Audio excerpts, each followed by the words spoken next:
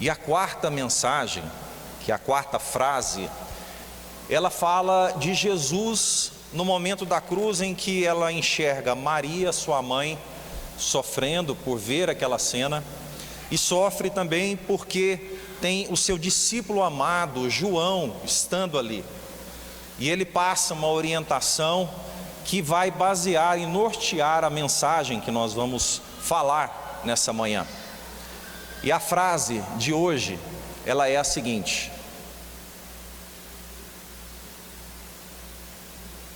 vamos lá. Pode passar. A frase é: mulher, eis aí o teu filho. Filho, eis aí a tua mãe. Eu quero convidar a igreja a abrirem suas Bíblias em João capítulo 19, a partir do versículo 25. João 19, a partir do versículo 25.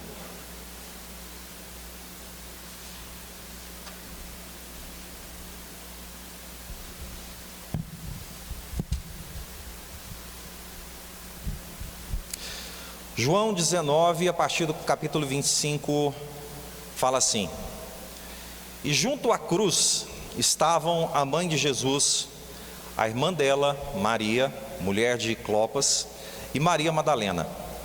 Vendo Jesus a sua mãe, e junto dela o discípulo amado, disse: mulher, eis aí o seu filho.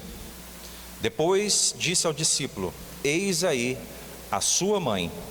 Dessa hora em diante, o discípulo tomou para casa. Somente até aqui. Quero convidar a todos a fecharem os seus olhos, vamos orar. Pai amado, em nome de Jesus, estamos aqui para que o Teu Espírito fale ao nosso coração. Quando nós tomamos a iniciativa de irmos nos encontrar entre os irmãos para escutar a Tua palavra, é porque a gente anseia aprender mais. A gente se demonstra a partir desse momento com o coração aberto. E eu peço que o Teu Espírito quebrante toda a resistência, ó Pai, do nosso coração, da nossa mente, porque a gente tem muito que rever, muito que aprender da Tua palavra. Que seja uma manhã que possamos rever, que possamos mudar, que possamos decidir muitas coisas que fazemos em nossa casa, em nossa família. Portanto, ó Pai, usa-me, ó Deus, para que eu possa falar ao Teu povo aquilo que for da Tua vontade, em nome de Jesus. Amém e amém. Meus irmãos, é interessante que antes a gente precisa fazer um pouco da reflexão nessa passagem. Nesse momento em que Jesus estava sendo crucificado e disse essa mensagem para a mãe e para o discípulo, é muito provavelmente, e os teólogos eles são quase que na sua totalidade concordam que José provavelmente já tinha morrido. E justamente por Maria nesse período ser viúva, Jesus possivelmente já há algum tempo era o responsável por cuidar de Maria. Na tradução judaica, os filhos mais velhos são os responsáveis por estar cuidando de suas mães. Jesus cumpriu isso durante toda a sua vida, mas naquele momento ele estava já cumprindo aquilo que Deus tinha para ele e ele já estava retornando ao Pai. Então naquele momento ele, por amor à sua mãe, ele escolheu o seu discípulo João, discípulo amado, para que cuidassem um do outro. E isso, se nós trouxermos a uma reflexão, isso vai nos trazer, e eu acho incrível, porque Jesus mesmo sendo Deus, Jesus mesmo tendo a sua espiritualidade divina, ele mesmo no momento de muito sofrimento, ele ainda teve a preocupação com a sua mãe, ele teve a preocupação com o seu discípulo amado. Isso nos chama a atenção porque quando nós falamos de espiritualidade de Jesus, nós só imaginamos aquilo que simplesmente nos ergue do chão, quando na verdade Jesus, em toda a sua passagem aqui na terra, ele nos ensinou que a espiritualidade de Deus são as nossas ações, as quais ele nos ensinou. E ele nos ensina o cuidado que nós devemos ter com a nossa família, o cuidado que nós devemos ter uns para com os outros. Ele fala tanto do cuidado com a sua família, quanto com o cuidado da sua família espiritual, porque Jesus também destacou essa questão, uma vez que ele escolheu o discípulo João para cuidar de sua mãe. Então, é muito importante nós entendermos que Cristo, nesse momento, ele nos passa a mensagem de que a família, ela tem muito valor. Mesmo na dor, numa angústia inimaginável que Cristo estava passando, ainda assim, ele procurou cuidar da sua mãe, de meio natural. Então, nós temos muito que aprender através do exemplo de Cristo. E é interessante que, com esse ensinamento, onde que ele pede para cuidar da mãe, eu entendo que Cristo quer nos ensinar, não somente o fato de a gente cuidar somente de si, mas uma vez que Cristo quer falar conosco, ele quer nos alcançar, mas a partir também do momento em que nós entendermos o que significa família aqui na terra. Deus tem bênçãos para nós individuais, mas Deus também quer que a gente entenda aquilo que Ele quer para nós, muitas das vezes, quando entendemos o sentido de família aqui na terra. Deus pensa em termos de família. A gente sempre pensa de que depois da vinda de Cristo, ele sempre fala com a gente de maneira individual, isso é verdade. Mas durante toda a palavra, tanto no Antigo quanto no Novo Testamento, Deus sempre inclui a família, de uma maneira ou de outra. Portanto, Deus pensa em termos de família. Deus não trata somente indivíduos, Ele trata também a gente através de nossa família, inclusive tratando como propósito a família, sendo uma bênção para nós. É um projeto de Deus ao qual Deus nos abençoa através da família. E eu acho o mais interessante é que a gente falando de família dentro da igreja, você fala assim, meu Deus, a gente fala tanto de família.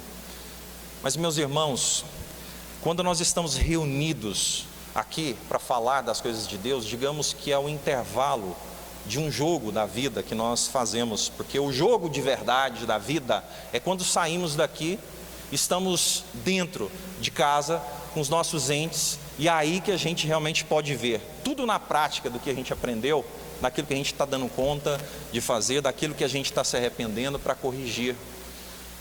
Família, nunca é demais tratarmos dentro da igreja, porque nós sabemos como que está lá fora. Nós vivemos uma época de divisões de ideias, divisões de pensamentos em que trazem a divisão da família. Querem reestruturar da maneira que pensam, que acreditam. Tudo aquilo que a mente humana consegue imaginar de maneira criativa na divisão da família, o mundo acredita que é normal. Quando a igreja, através da palavra de Deus, tem que continuar ensinando os fundamentos, revendo os princípios, porque se for deixar o mundo trazer a verdade deles para nós podemos nos corromper, quando na verdade tem que ser ao contrário. Aquilo que a gente aprende aqui é o que a gente deve levar, anunciar, pregar às pessoas, começando como grande laboratório a nossa própria família. Quando o Senhor chamou Abraão, e aqui eu estou citando o exemplo no Velho Testamento, Abraão, na época que o Senhor Deus chamou, ele chamava Abrão. Ele escolheu Abrão para começar uma aliança, e ele ainda estava tratando como indivíduo, mas pensando na consequência familiar que isso traria para ele. Lá em Gênesis 12, versículos 1 e 3, fala assim: o Senhor disse a Abrão: saia da sua terra, da sua parentela e da casa de seu pai, e vá para a terra que lhe mostrarei. Farei de você uma grande nação, e o abençoarei, e engrandecerei o seu nome. Seja uma bênção. Abençoarei aqueles que o abençoarem, e amaldiçoarei aquele que o amaldiçoar. Em você serão benditas todas as famílias da terra. Aqui já começa uma prova do propósito do Senhor nas famílias da terra. Deus tinha e fez uma aliança com Abraão, falando que ia multiplicar os seus descendentes e que ia abençoá-los todos. E você e eu, nós cremos que nós todos somos descendentes abençoados por Deus. Todas as famílias, todas que virão, são multiplicadas e são abençoadas por Deus, por esse propósito que Ele já tem desde o Antigo Testamento. Mas apesar de que hoje, já sabendo do Novo Testamento, da vinda de Cristo, a gente pensa, poxa, mas a salvação é individual. Mas eu repito, o propósito de Deus, apesar da salvação individual, é de que a gente seja abençoado em família. Quer ver um exemplo? No Novo Testamento, já trazendo para vocês, tem uma passagem que fala que o apóstolo Paulo estava preso com Silas. E ele esteve numa situação complicada, porque ele era perseguido por estar pregando a palavra do Senhor. Aconteceu que nessa noite ele tinha sido chicoteado, ele tinha sido açoitado, e ele preso com as feridas, junto a Silas, ele estava mesmo assim orando ao Senhor, buscando adorá-lo, ainda por meio do sofrimento, ele ainda estava retribuindo toda a graça que ele vinha recebendo. Acontece que teve um terremoto sobrenatural, e as pessoas que estavam presas ali, elas foram libertas. As cadeias tiveram suas portas abertas, as correntes caíram. E o que aconteceu? O guarda que estava ali de prontidão, ele acordou do sono que estava ali, viu aquilo que estava acontecendo e se assustou, obviamente.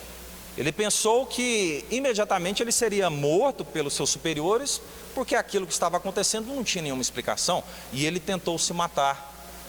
Quando Paulo, então, ele gritou, falou assim, não faça isso, não faça isso. E aí vai vir o versículo que eu quero ler para vocês. Ele fala desse jeito, em Atos 16, 25, 33. Então o carcereiro, tendo pedido uma luz, entrou correndo e trêmulo, prostou-se diante de Paulo e Silas. Depois, trazendo-os para fora, disse, senhores, que devo fazer para que seja salvo? E eles responderam, creia no Senhor Jesus e você será salvo, você e toda a sua casa. E pregaram a palavra de Deus ao carcereiro e a todos os que faziam parte da casa dele. Nós temos que entender o propósito divino para a família. A família, ela não foi criada pela sociologia, ela não foi criada do nada, por um conceito natural. A Bíblia, ela tem a origem de tudo isso. Então é um projeto de Deus. Mas antes de eu começar propriamente falando da pregação, eu queria passar alguns dados estatísticos sobre família, realidade aqui no Brasil. Eu queria que vocês prestassem atenção, porque eu não coloquei lá no telão não. Todos foram fonte, o IBGE. E o IBGE ele fala assim, que em 10 anos, aqui no período de 2005 a 2015, o Brasil ganhou 1,1 milhão de famílias compostas por mães solteiras. Em 2005 era 10,5 milhões e 2015 passou a ser 11,6 milhões. Um outro dado da realidade da família brasileira é que o arranjo familiar aumentou da quantidade de mulheres que são consideradas referências na família. O IBGE considera como pessoa de referência quem é responsável pela unidade familiar. Em algumas situações, inclusive com o cônjuge, mas perguntado aos membros da família quem é o responsável, foram respondidos como sendo as mulheres. E fala que essas famílias, em 2005, era de 4,8%. E já em 2015 saltou para 15,7%. O arranjo familiar vem alterando. Um outro dado estatístico também do IBGE, ele fala que o recasamento, casar de novo, ele representa hoje 1 em cada 5 uniões. E também o IBGE fala que, contando-se de 1984 até 2016, aumentou consideravelmente o número de divórcios. Fala que em 1984, o divórcio era representado por 10% daquilo que era registrado em cartório. Já em 2016, saltou para 31,4%. Ou seja, atualmente, a cada 3 casamentos, 1 acaba em divórcio. Então, é interessante que a gente entenda um pouco da realidade, antes de nós entrarmos na mensagem, daquilo que Cristo tem para nos ensinar quanto à família, porque a realidade hoje no Brasil, ela não é diferente do meio evangélico. E aqui, essa mensagem, ela não é para punição, para exposição, pelo contrário, ela quer trazer a palavra do Senhor para nos ensinar aquilo que Ele tem como propósito para a família. Infelizmente, no nosso meio, não é diferente da estatística lá fora. Infelizmente. Muitos se perguntam por que no Brasil, com tantos evangélicos, às vezes determinadas situações continuam acontecendo. Pois o papel da igreja é conscientizar, levar a palavra de Deus e reafirmar tudo aquilo que Ele tem para nós. Porque é aí aquilo que eu expliquei no início. Aqui é um tempo extra, que o jogo mesmo, a realidade, é quando saímos daqui e colocamos em prática. Portanto, eu quero colocar para vocês aqui 4 coisas. Agora sim nós entraremos na mensagem. 4 coisas que Deus pensa na família. E a primeira coisa que eu quero falar para vocês, que Deus pensa na família como lugar de construir nossa afetividade. Gente, todo mundo sabe que família é a nossa primeira agência socializadora. Todo mundo sabe disso. Todo mundo sabe que nós pais, nós somos arquitetos e construtores da família. A gente, quando adulto, já temos a orientação, aqui na nossa igreja então nem se fala, porque escutamos isso direto, como são as consequências, porque a gente traz a nossa herança psicológica, emocional, desde o berço. Isso reflete diretamente na nossa vida adulta. E aí eu quero perguntar para vocês, o que é que nós estamos transferindo? O que é e qual é o nosso legado? O que a gente está fazendo em prol dos nossos filhos? A gente está transmitindo algo que vale a pena? A primeira coisa que eu quero refletir é sobre isso. Porque muitas das vezes falta conhecimento, muitas das vezes falta sabedoria, muitas das vezes, por desconhecimento, a gente faz aquilo que recebemos como orientação dos nossos pais. A gente hoje, como adulto, às vezes está replicando dentro da nossa casa aquilo que foi nossa referência. A gente acha que não tem outra maneira de fazer. Às vezes, por desconhecimento mesmo, a gente continua errando.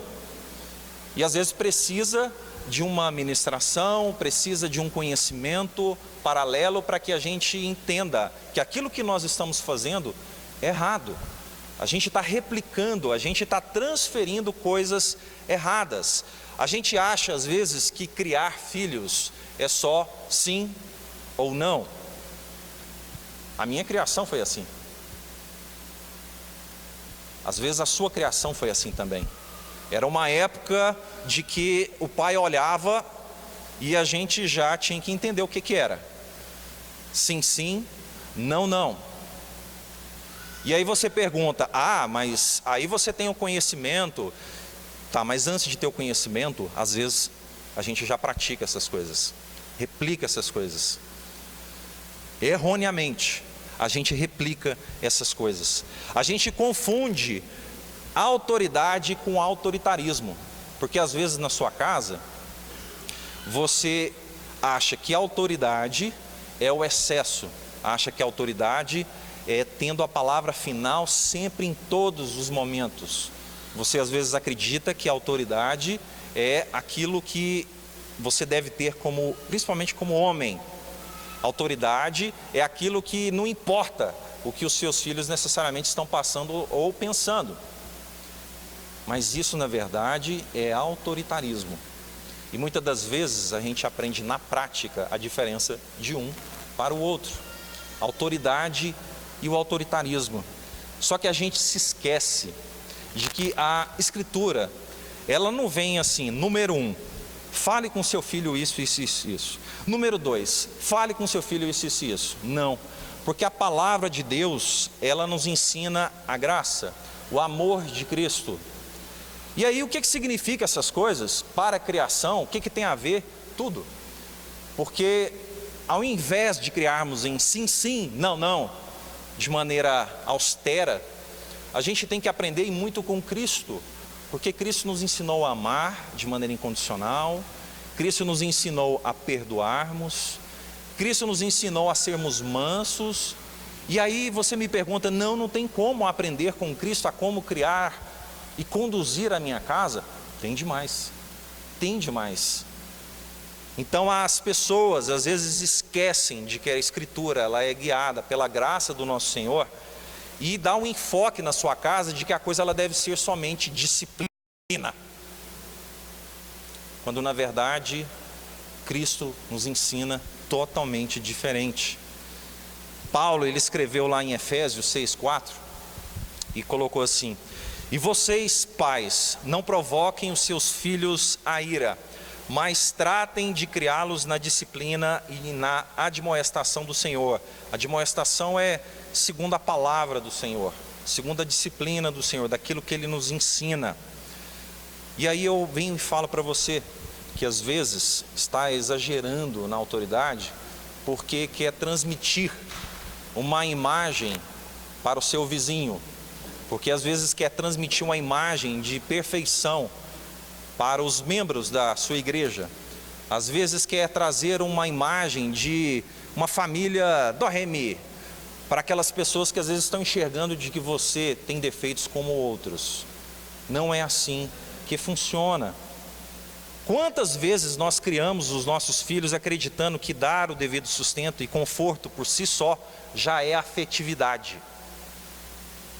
Eu estou pagando a escola, o plano de saúde, o remédio, o presente, o passeio, a Netflix, e acredita que isso por si só se encerra a afetividade.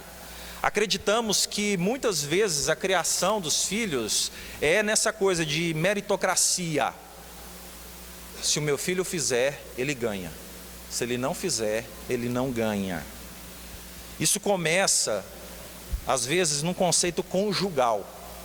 Às vezes você quer trazer isso para a sua casa, no seu matrimônio, quando na verdade a meritocracia ela não cabe dentro dos relacionamentos familiares. Não é assim que Cristo nos ensinou. E a afetividade ela deve começar no casal. Você quer ver uma coisa? Paulo ele colocou lá em Efésios 5:33 e falou assim: no entanto, também quanto a vocês, que cada um ame a própria esposa como a si mesmo, e que a esposa respeite o seu marido. O nosso pastor, há tempos atrás, uma pregação, não deve ter muito tempo não, ele falou assim, muitas pessoas às vezes tratam o casamento como se fosse empresa. Ele quer que cada um cumpra uma meta. A esposa quer que o marido cumpra uma meta, o esposo quer que a esposa cumpra uma meta. Quanto isso em relacionamento familiar, não existe.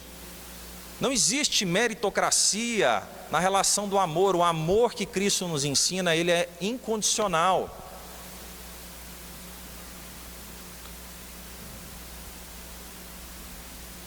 Ele é incondicional. Cristo nos ensinou diferente. Cristo nos ensinou o perdão. Quer dizer que se sua esposa não fizer determinada coisa, você vai acabar emocionalmente com ela? Quer dizer que se o seu marido não alcançou aquilo que vocês tanto esperavam, você vai humilhá-lo? Amor baseado na meritocracia. Isso na família cristã não existe, meus irmãos. Não existe. Nós homens podemos até ser relaxados conosco, mas a gente acaba achando que com a mulher tem que ser assim também, quando não é. Olha o versículo que nós acabamos de ler. Que cada um ame a própria esposa como a si mesmo. Aí a gente pensa assim, bem, eu me amo, o que eu preciso para me sentir bem? Bom, eu preciso ter um carro, uma casa, né, conseguir pagar as minhas contas, né, ser de repente bem visto pela minha esposa, né, no quesito profissional principalmente, que isso é muito importante para o ego do homem, né, para o brio do homem. E aí esquece que para a mulher é uma outra situação. O conceito é outro. E aí essa questão do ame a própria esposa como a si mesmo, ela cai no obsoleto, porque você acha que se agradando você vai agradar a sua esposa. Aí eu venho e falo para você, homens que estão assistindo esse culto, olhem para mim por gentileza. Olhem para mim. Você vem separando um tempo de qualidade com a sua esposa ao modo dela. Às vezes é um desafio, porque a gente acredita que o tempo separado para ela é colocar ela sentada no sofá e falar, não, vem cá, fica comigo, enquanto a gente está assistindo History, com programas de reforma de carros, ou então a gente está assistindo um jogo de futebol e a gente está acreditando que isso é tempo de qualidade com a nossa esposa. Qual foi a última vez que você deu uma rosa para a sua esposa? Às vezes tem mulheres que não gostam disso, mas dê outra coisa. Dê outra coisa.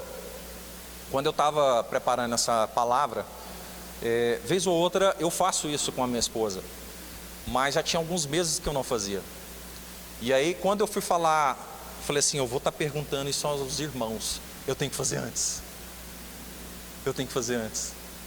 Imediatamente no dia que eu estava escrevendo, eu já fui na floricultura, comprei, entreguei para ela. Mas eu tenho hábito de estar entregando isso vez ou outra para ela. E não é só quando briga não, tá?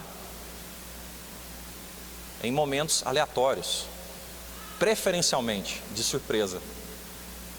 Apesar de estar já com quase 20 anos de casado, lá fora isso vira uma piada, quando você está estimulando o amor no seu casamento com esse tempo de casado. Lá fora isso é quase que ridículo, vira piada, quando na verdade deve ser o contrário, porque na igreja deve-se revisar e ensinar que isso é necessário. Qual foi a última vez? Você pode até dar conta de ser tratado com brutalidade, mas empatia também é preciso com a esposa. Gente, homens, nós somos diferentes. Não adianta tratar da mesma maneira. Quando a gente se encontra com amigos, a gente tende a ter relacionamentos mais brutos. A gente fala de maneira mais bruta, a gente aguenta a pancada. Aí a gente se esquece e quer levar isso para dentro da nossa casa. Aí a mulher vai e chora. Gente, é totalmente diferente.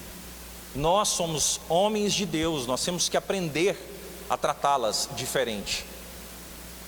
Nós temos que aprender a tratá-las diferente. Agora eu quero falar com vocês, mulheres. Olhem para mim, por favor. Mulheres de Deus.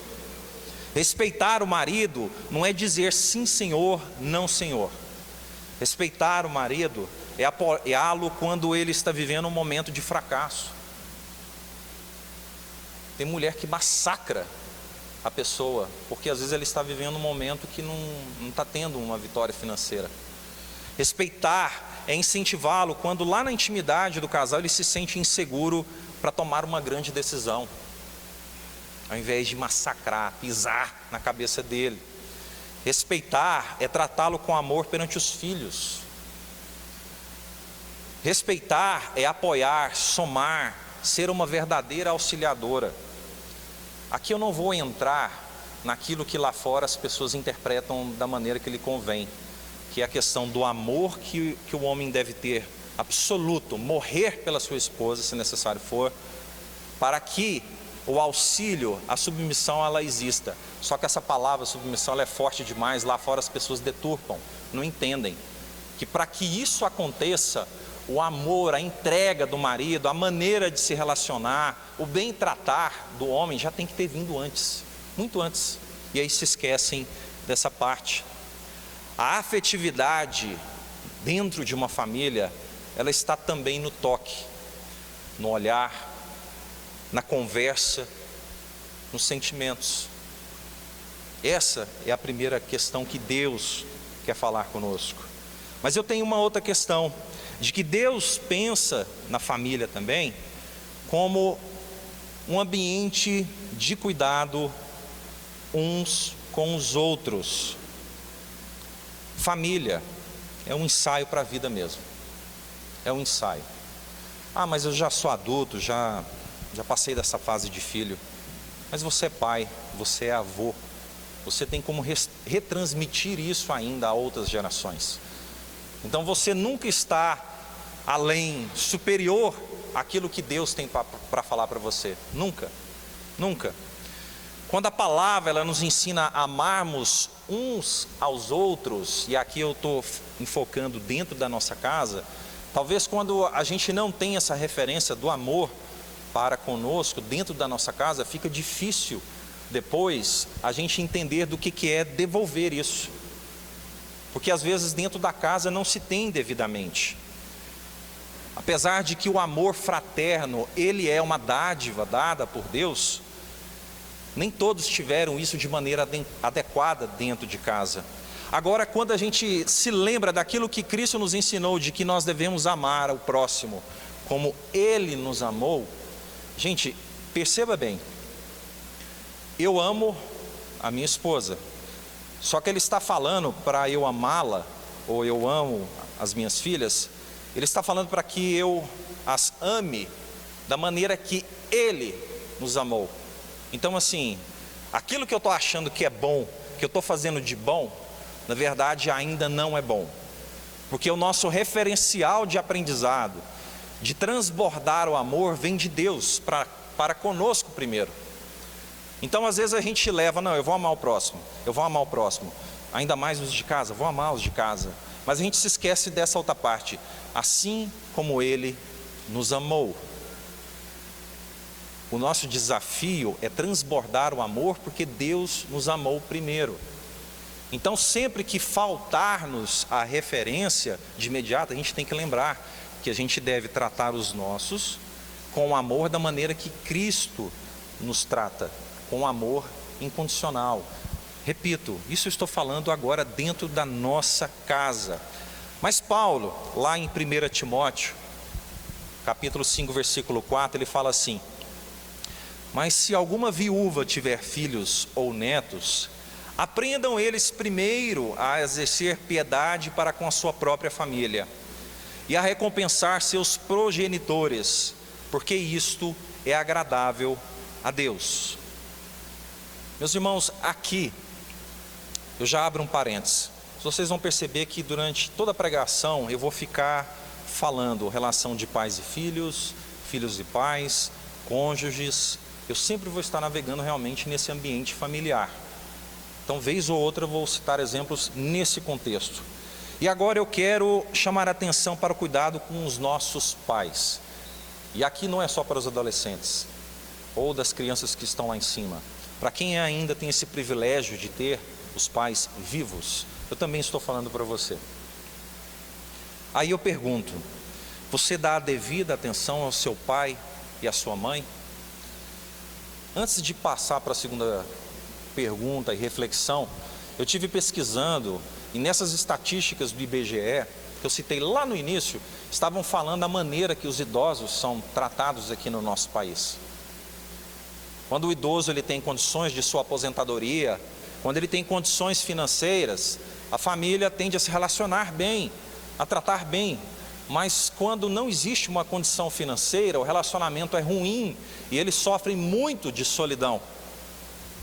Essa é uma realidade nacional, é estatístico, eu não estou inventando. É importante nós trazermos para cá, porque nós aprendemos que devemos cuidar dos nossos. E cuidar dos nossos pais envolve dar a devida atenção ao seu pai, à sua mãe. Você tem separado tempo para conversar com eles, os assuntos deles, Ah, mas eu trabalho, nossa, é muito corrido. Ok, você separou uma visita durante a semana, ligou quando foi possível. Aí você está falando, ah não, Rei, você está me ensinando aqui o óbvio. Não, não sou eu. É a palavra de Deus. E a gente tem que revisar, meus irmãos. Você tem separado esse tempo para conversar, mas você sempre que pode estar atualizado de como eles estão quanto à saúde, porque, meus irmãos, todos nós, com a graça de Deus, iremos envelhecer e alguns problemas virão. A pior coisa que imagino que deva ter num relacionamento de pais e filhos mais velhos é a indiferença com aquilo que o pai e a mãe mais velhos estão vivendo e os filhos não querem nem saber. Querem viver a sua vida, tudo bem, tem os seus problemas, a sua realidade, mas ignoram. Quando na verdade a palavra de Deus nos ensina que nós devemos ter piedade e devemos recompensar os progenitores, os nossos ascendentes. Devemos cuidar deles. E às vezes a gente quer viver a nossa vida, porque já não tem mais paciência para ter aquele papo, que para alguns chega a ser chato. Meus irmãos, reveja esse pensamento. Perceba que o Senhor nessa passagem ele ensina que são os filhos e netos que devem ter essa compaixão, devem ter essa piedade.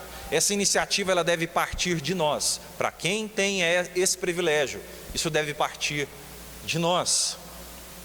Ah, mas aqui o versículo está falando de viúva. Tá bom, eu vou te falar de uma situação aqui que vai abrir mais. Paulo disse em Efésios 4:32, ele disse assim: sejam bondosos e compassivos uns para com os outros, perdoando-se mutuamente, assim como Deus os perdoou em Cristo. Meus irmãos, a compaixão ela vem primeiramente com os de casa. Quer dizer que você às vezes é o bonzinho com profissionais, você é o bonzinho com o irmão da igreja, mas chega lá dentro da sua casa, você é um carrasco, uma carrasca. Pega pesado, sem piedade, não tem a compaixão para com os seus. Eu te pergunto, você tem a compaixão para com a sua esposa? Esposa, você tem compaixão para com o seu marido? Você é daquela pessoa que não admite erros? A máquina. Cuidar um do outro dentro da família não é só quando se está doente, ou levando daqui para ali. Não, eu estou fazendo a minha parte. Cuidar um do outro dentro da família também, preste atenção no que eu vou falar. Suprir a necessidade de afeto, fazer sentir-se pertencente ao núcleo, independente dos defeitos. Preste atenção. Cuidar sempre de um filho, mesmo que este dê trabalhos horrendos. Cuidar crendo que aquela fase comportamental difícil irá passar. Cuidar orando, suplicando e apresentando a Deus todos os dias o membro da sua família. Isso também é cuidar. Isso é cuidar uns dos outros, orar, interceder uns pelos outros. Cuidar é não jogar na cara um do outro os defeitos no momento quente. Quando aquela discussão que vem, e eu sei que vem, e não adianta falar que não vem, que eu sei que toda casa tem. Naquele momento quente, que a discussão vem, você justamente abre o arcabouço de argumentos porque você conhece todos os defeitos e começa a vomitar. Isso não é cuidar. Isso não é cuidar. Às vezes você está aqui orando, tem tempo pela conversão do seu marido, pela conversão da sua esposa, dos seus filhos. Eu já vi filhos orando pela conversão dos pais e graças a Deus conheço casos que surtiram efeito. Que Deus atendeu ao pedido, foi da vontade dele. Às vezes você está aqui orando também pelos seus pais, pela conversão deles. Sim, às vezes, até hoje. Não, mas eu já sou adulto, ele é neto. Pois é, você está orando pelo seu pai, pela sua mãe. Isso é cuidar também. Não desista de cuidar também neste sentido.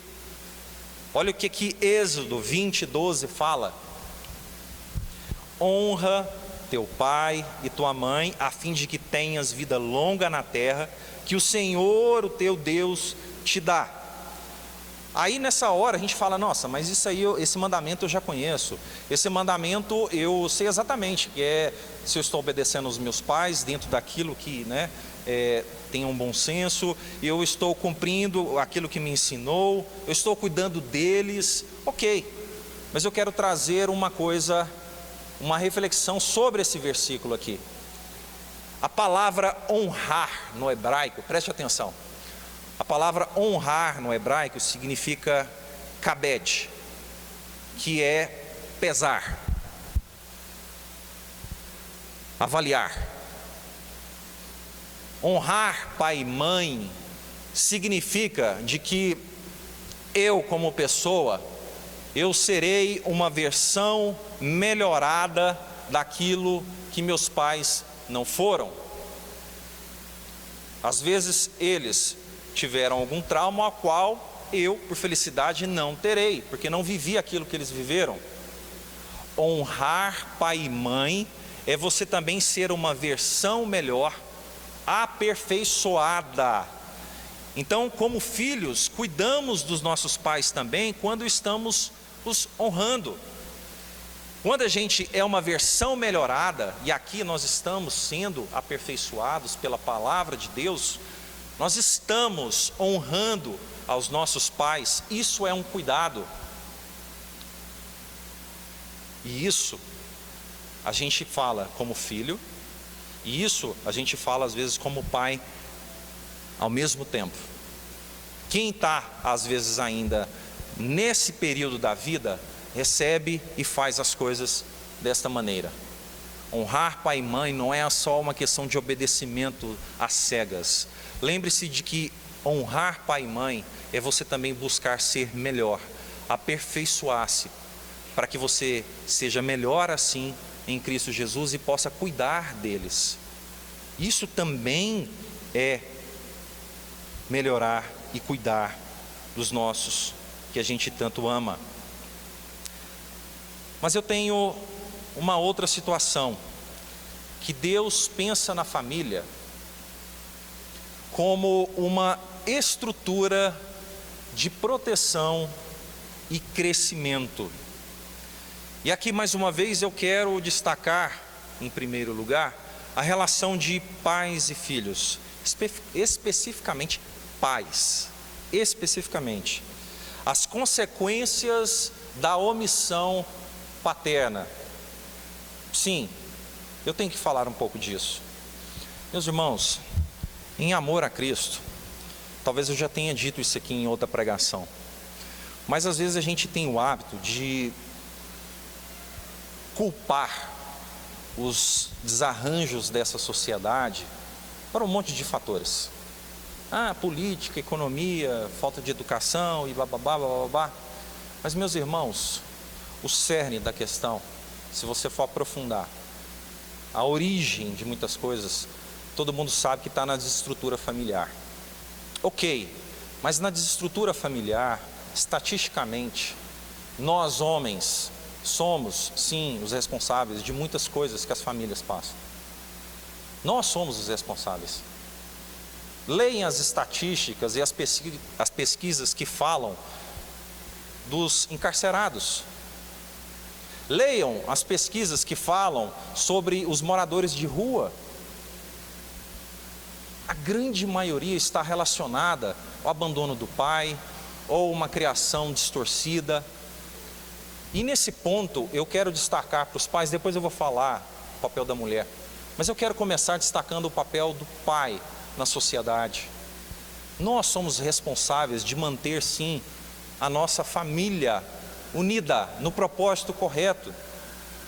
E a gente às vezes delegar isso, terceirizar, ou às vezes a gente culpar às vezes outra situação, quando na verdade o homem ele tem um papel essencial numa família, numa sociedade. Portanto, eu quero destacar essa relação da omissão que os pais têm. E eu friso aqui os pais, porque as mães, se você for olhar, quando você tem, apesar de que nós estamos em tempo de leis que falam sobre guarda compartilhada, a gente tem que lembrar que ainda assim, culturalmente, E às vezes até pela própria legislação, a preferência de cuidar dos filhos sempre fica com a mãe. E aqui eu não estou falando como uma benesse no momento de uma separação, não. Eu estou falando como um peso mesmo, no sentido de que ela fica sobrecarregada para cuidar de sua família, literalmente sozinha. E aqui eu quero destacar o que um pai, você que é pai, ou conhece alguém aqui que às vezes está sendo omisso para com seu filho, sendo ausente, olha o que o pai pode causar, a impressão que ele pode causar a um filho. O pai ausente, ele ensina que as mães são as únicas responsáveis pela educação dos filhos. Um pai ausente, ele ensina que a família e as relações são descartáveis. Um pai ausente, ele ensina que o abandono é a única opção para as dificuldades. Um pai ausente, ele ensina que a saudade não existe. Um pai ausente, ele ensina que pensar em si mesmo é a única opção. Isso é repassado aos filhos. E os filhos não entendem. Eles vão fazendo essa conexão e tirando essas conclusões no decorrer do seu crescimento. Mas aí Paulo, ele reforça uma coisa aqui em 1 Timóteo 5,8. Leem lá comigo no telão. Mas se alguém não cuida dos seus, e especialmente dos da sua família, tem negado a fé e é pior que o incrédulo. Meus irmãos, têm noção do que é ser comparado pior do que o incrédulo? Quem é o incrédulo? Não crê em Deus, não crê nas promessas de Deus. É uma pessoa que não acredita em nada disso que estamos falando hoje e conduz a sua vida por essa moral, por esse pensamento. É ser comparado a esse tipo de pessoa. Não cuidar dos seus é pior que essas pessoas. Isso é muito grave. A falta de proteção e cuidados para o crescimento, ele restringe não só nos aspectos da ausência física ou emocional, preste atenção no que eu vou falar agora, mas também no ambiente de abusos e agressões. Agressões verbais, através de insultos, desvalorização constantes. Vai falar que você nunca escutou falar disso, de que às vezes há uma desvalorização, insultos dentro de casa, humilhações frente a outras pessoas, situações de desprezo, de indiferença. E aí a gente fala, não, mas isso é terrível, é horrível. É, meus irmãos, e isso gera coisas piores, isso pode gerar transtornos em nossos filhos. E às vezes depois a gente se pergunta o porquê disso. O porquê? Qual é a origem disso?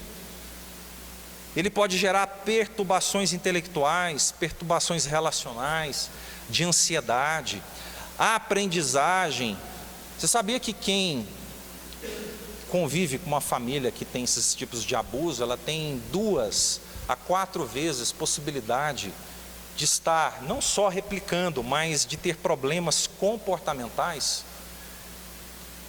E a gente às vezes vai levando a nossa vida no automático e se esquece da responsabilidade que temos com os nossos. E a gente obviamente se lembra da fase que mais se aprende, né? De 0 a 7 anos, mas depois também se aprende, na adolescência está observando e a coisa continua. E se ainda continuamos a fazer coisas tais como as que citei, a gente tem que parar. Marcos, ele disse lá no capítulo 10, versículos 13 e 14, fala: então trouxeram algumas crianças a Jesus para que as abençoassem, mas os discípulos os repreendiam.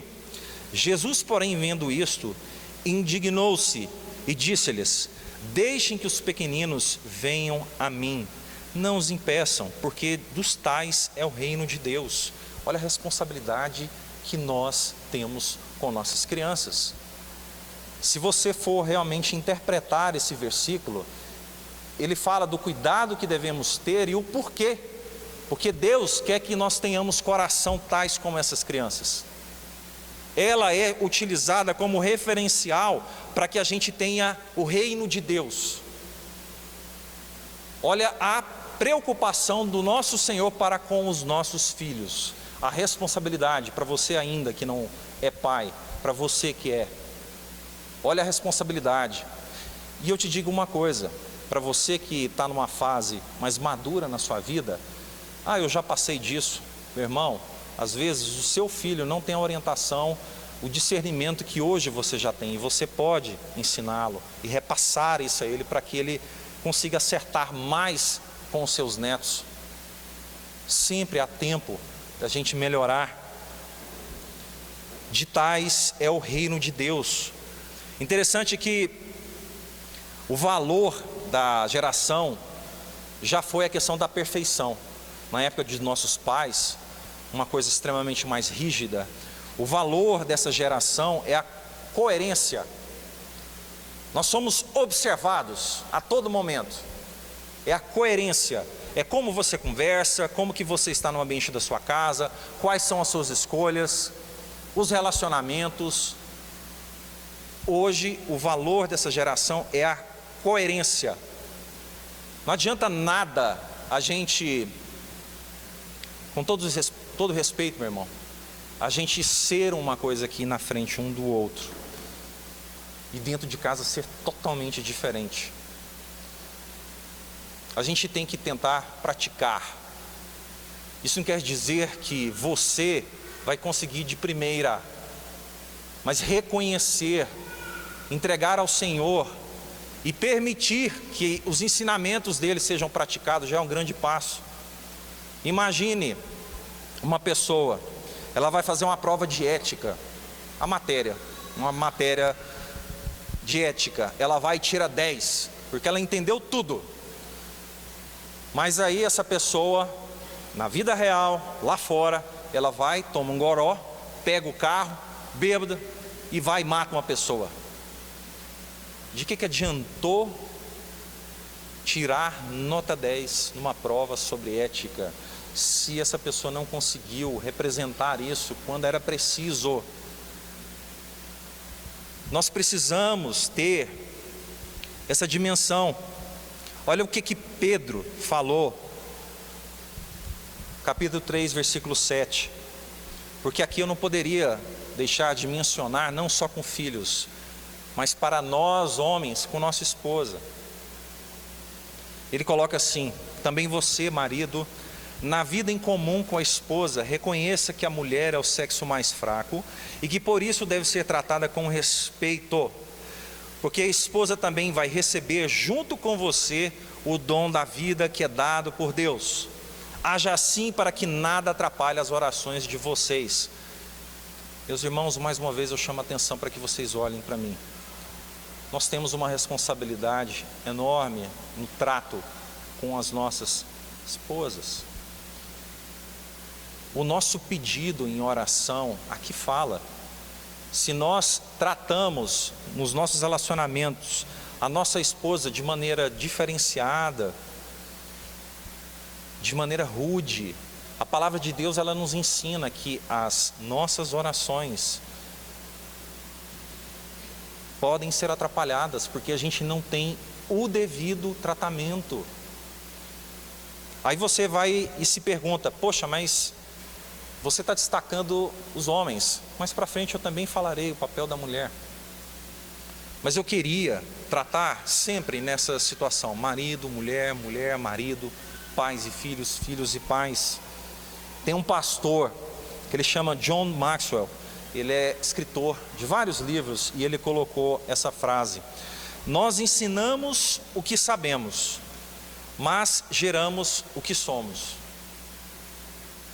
É um conceito simples, até óbvio, mas a gente esquece de que a gente deve ser assim, porque a gente age de um jeito dentro de casa e a gente se esquece que está sendo reparado a todo momento. Por criança então nem se fala, adolescente também.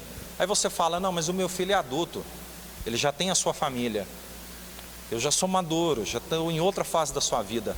Pois eu quero te dizer que você também é observado. Sabe por quê? Porque você está em uma outra fase da sua vida. E para quem tem esse privilégio de ter pais ainda, sempre observará o comportamento de que os pais estarão vivendo naquela fase de vida como referência daquilo que também pode ser quando chegar a vez dele. Portanto, a nossa responsabilidade, ela não é só quando os nossos filhos estão pequenos, não. Nós sempre seremos referências até o fim de nossas vidas. Nossa, mas é muito peso, nossa, eu tenho que ser perfeito. Não é ser perfeito não, meu irmão. É errando, admitindo o erro, pedindo perdão. É tudo aquilo que Cristo nos ensina. Somos os primeiros a termos que aprender para justamente mostrar que no momento da falha e do erro, como se refazer, como procurar e consertar. Somos espelho na tratativa com nossas esposas, na tratativa com maridos, tudo isso. Mas tem uma outra situação, que Deus pensa na família como referencial de vida e fé. Como eu disse, vocês sempre serão espelhos. Sempre serão espelhos. Você, mãe, ela é responsável por valiosas lições que guiarão seus filhos por toda a vida. Lições de obediência, respeito, reverência, domínio próprio, sua dedicação às coisas de Deus, seu esforço para ajudar o marido e dar uma qualidade de vida para a família, ser uma referência profissional também. E aqui eu estou citando coisas que podem ser comuns a homens também, mas eu preferi separar nesse ponto.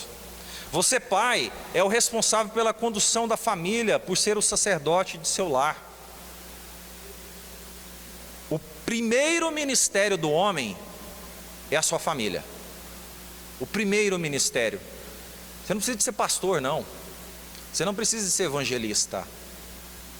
Mas a família é o seu ministério. É a primeira e a mais importante prática que a gente tem como homem na nossa realidade. É a nossa família. Você é responsável em dar o norte moral, a autoridade. E aqui eu abro parêntese para falar detalhadamente o que é autoridade, que é a proteção, a promoção, a provisão, sim, a lei, a ordem, coesão e liderança. Essas coisas são papéis masculinos que Deus nos deu. Você será referência, para você que tem filho, você será referência masculina. É lógico que também para a menina, em vários aspectos, mas aqui eu estou direcionando para falar que você será a referência masculina para quem tem filho, do homem que ele deve se tornar, a mãe, a referência feminina para aquilo que ela vai se tornar como mulher. E claro, também o homem tem o seu papel com filha e a filha, e a mãe tem o seu papel com o filho. Mas aí, em Deuteronômio, capítulo 6, versículos 6 e 7 fala assim, que todas essas palavras que hoje lhe ordeno, estejam em seu coração. Ensine-as com persistência a seus filhos. Converse sobre elas quando estiver sentado em casa, quando estiver andando pelo caminho, quando se deitar e quando se levantar. Meus irmãos, preste atenção que eu já vou caminhando para o final. Eu quero que você entenda o seguinte: há um conflito de passar a fé de geração em geração. E é bíblico. E é bíblico. Tem as histórias bíblicas sobre Davi, sobre o seu filho Salomão, e esse quase todo mundo não lembra, que é o filho de Salomão, que é Roboão. São 3 gerações distintas que eu quero usar aqui para ilustrar você daquilo que nós temos como diferenças entre gerações, daquilo que é acreditar, praticar a palavra de Deus, e aquilo que nós devemos nos enxergar para conduzir isso na nossa casa. Davi, para que você entenda, é como se ele pensasse assim: primeiro Deus, depois eu. Salomão é como se ele pensasse assim: primeiro eu, depois Deus. Depois Roboão, ele fala assim: primeiro eu, depois eu. aquela fé inabalável, ela foi se dissolvendo com o passar de gerações. O primeiro, ele conhece a Bíblia, ora, conhece a Deus, tem a vida com Deus, no caso de Davi. O segundo, a segunda geração de Salomão, às vezes pergunta: quem é que vai orar a Deus por mim? Conhece a Deus, pode até conhecer a Bíblia, mas já está perdendo a conexão. E tem a terceira geração de Roboão, que vem justamente na geração que não quer nem saber de Deus. E aqui eu te pergunto, usando como analogia esses três casos, essas três gerações, você se enxerga em uma dessas gerações? Você enxerga a família de origem que você teve numa dessas gerações? O que eu te chamo aqui a atenção é para que a gente busque se espelhar, nesse caso que eu citei aqui, na fé de Davi. Porque às vezes a gente está conduzindo a nossa casa da maneira que Salomão estava conduzindo. E aqui eu quero deixar uma coisa ainda mais clara. Para você que já está fazendo aquilo que o Senhor pede, orientando, corrigindo, dando a diretriz, reconhecendo os seus erros, tentando melhorar, saiba que vai chegar um momento que a decisão será do seu filho.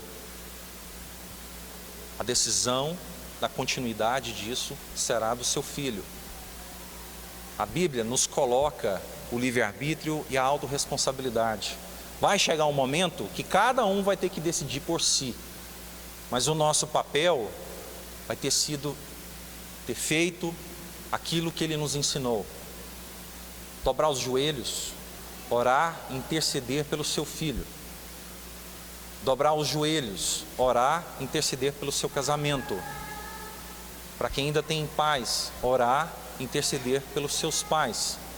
E aqui eu te pergunto, qual geração você se enxerga? Aquela que tem intimidade com Deus, que quer falar com Deus, que mostra esse exemplo dentro de casa, que não tem vergonha de ler a Bíblia, de ajoelhar lá na sua casa, para que as pessoas que estão lá e vivem lá vejam a maneira que você adora o seu Deus?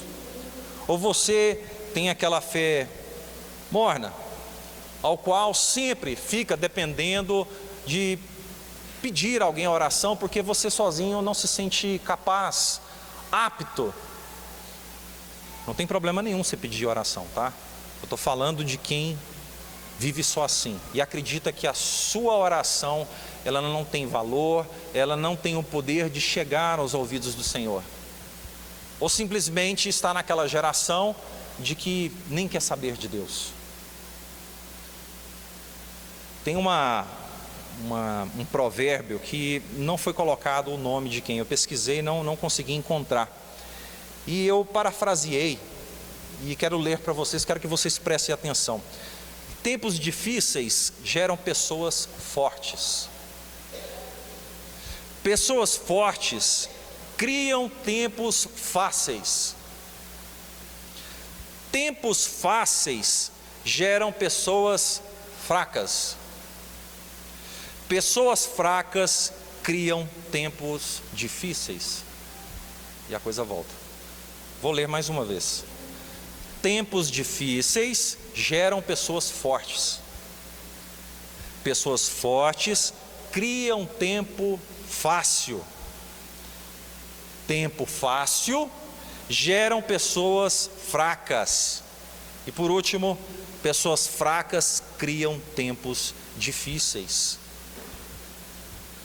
Nós temos que ser as pessoas que, mesmo estando em situação de tempo difícil, nós temos que ser fortes, nós temos que ser exemplos para os nossos filhos. E meus irmãos, quando a gente prega, quando eu falo, aqui eu não estou falando que vai ser perfeito, que vai ser lindo, que vai ser maravilhoso, que é só seguir o passo 1, 2, 3, que tudo vai funcionar. Não, meus irmãos, Jesus não prometeu que tudo seria fácil. Mas Jesus prometeu de que deveríamos confiar nele, de que tudo daria certo. Então, independente da geração que você se enxergue, que você se encontre hoje, independente do momento difícil ou da pessoa que gerou isso, eu quero te convidar a se tornar uma pessoa forte em Cristo Jesus.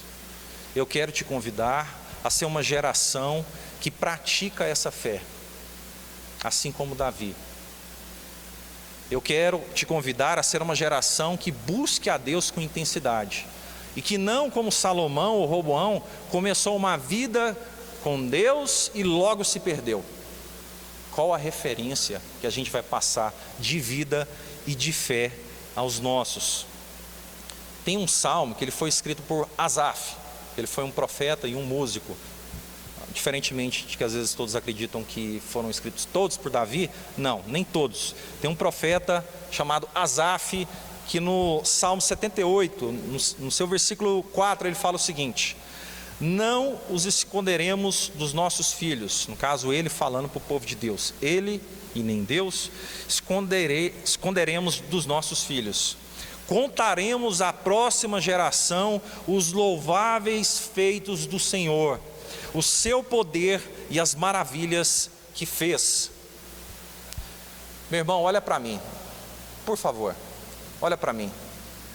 Não seja omisso espiritualmente na sua casa.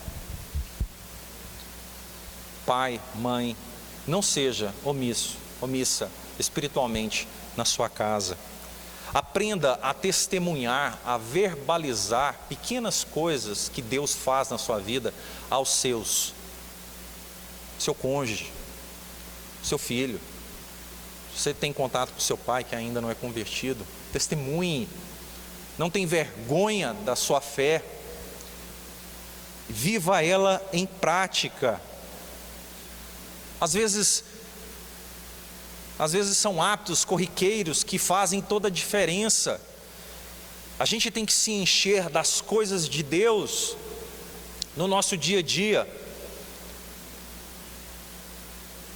Eu não sei que música que você escuta no seu carro, e essa não é a questão, mas eu te convido, mergulhe nas coisas do Senhor. Meu irmão, o ambiente muda. O ambiente muda. Escute músicas que possam te edificar. Muda a mentalidade. Essas coisas mudam na prática a vida. Muda. Escute essas músicas, mas além de ler a palavra, busque leituras que possam também falar ao seu coração. Eu gosto de romance policial, eu gosto de ficção. Para quem tem o hábito de leitura, amém, maravilha. Mas busque também não só a palavra de Deus para se enriquecer, pode também buscar literatura, que pode sim refletir sobre as coisas de Deus. Gente, são coisas óbvias, mas mudam o dia a dia, porque o hábito nos faz como pessoas. E a gente tem resistência de procurar mudar determinados hábitos. Cuidado com o que você assiste. Meus irmãos, tem muita coisa bacana na Netflix, mas também tem muita porcaria, viu? Tem muita porcaria. Tem coisas que às vezes a gente tem que acabar selecionando, escolhendo mesmo. Ainda mais se tem filhos em formação. Você tem que se preocupar.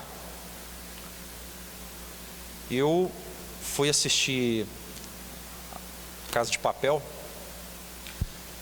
É muito forte, é pesado. Não dá para assistir em família.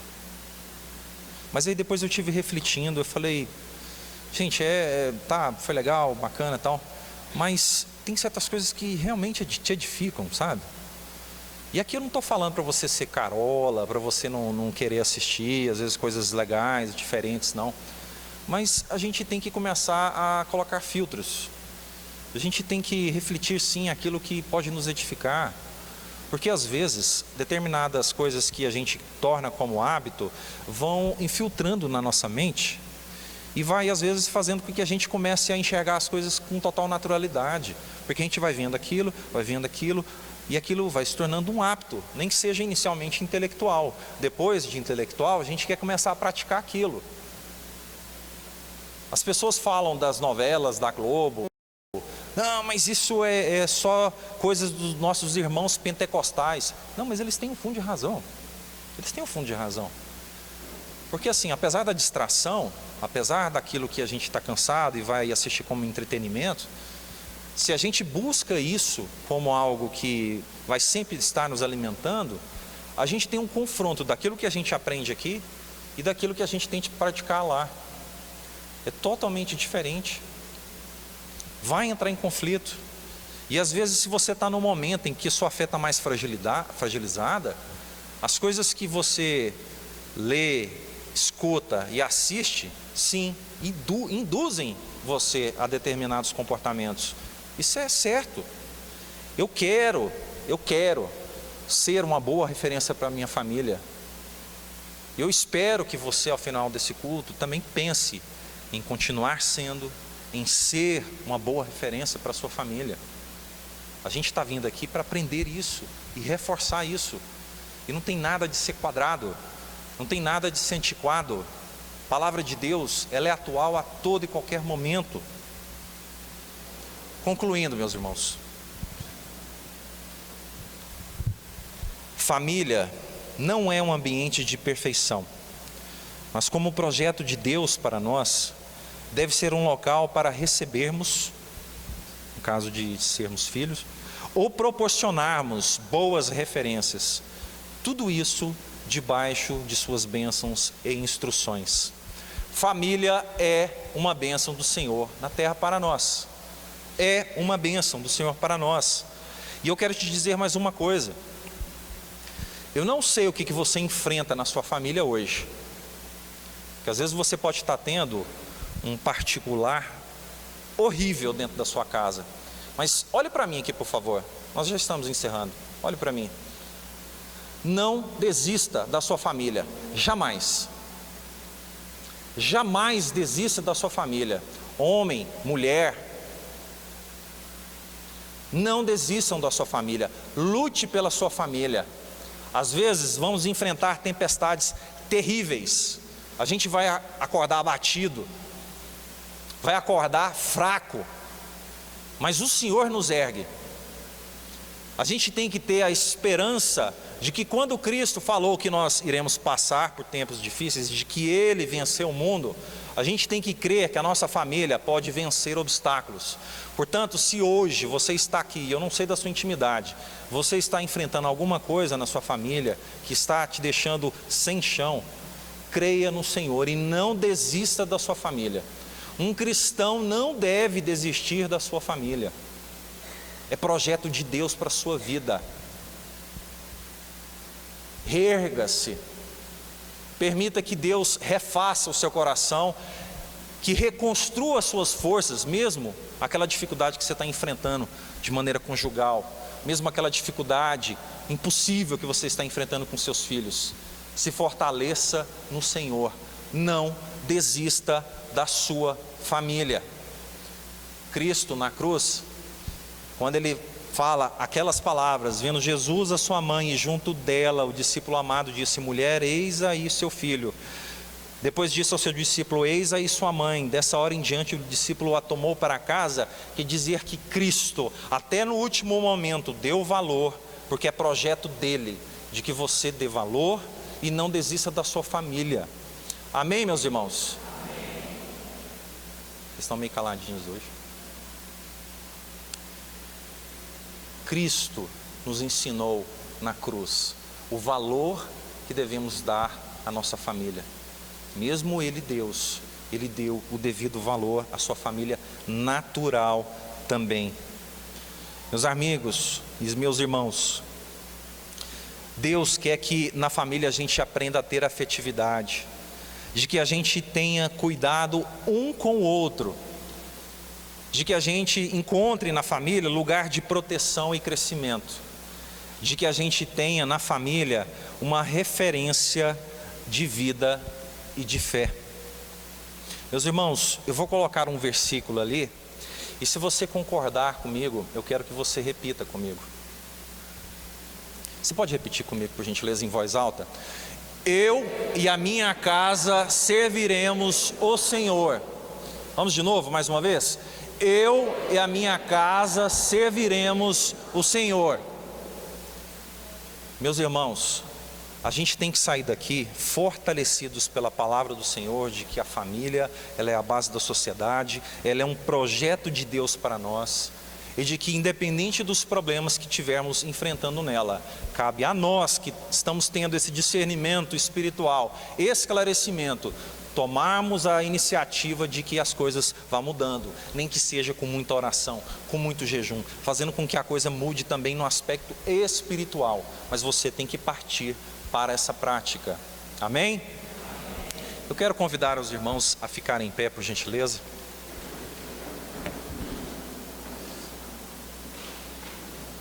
Igreja não pode se cansar em falar de temas como esse.